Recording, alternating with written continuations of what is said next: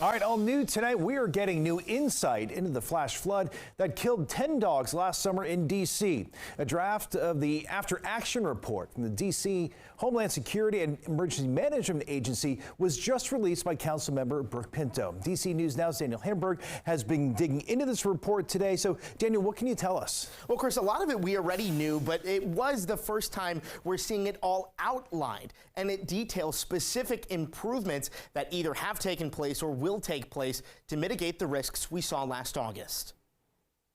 On August 14th last year, 10 dogs died at District Dogs along Rhode Island Avenue in Northeast D.C.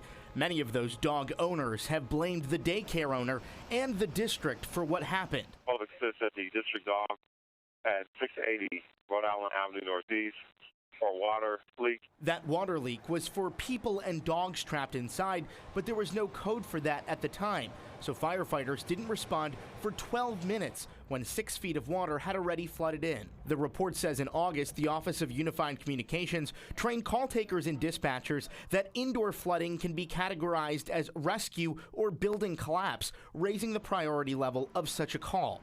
The report says OUC will also provide training to dispatchers to ensure proper communication, because a 911 call for a stranded driver was put into the computer-aided dispatch system but not communicated over the radio to the on-scene commander. The report outlines flood mitigation needs, that DDOT has already implemented new road closure procedures for flood-prone areas and will install beacons to alert drivers when the underpass here is flooded. And lastly, the report says since only one entry and exit point was available, the commercial space should remain vacant until it's determined an interior flood risk is no longer present.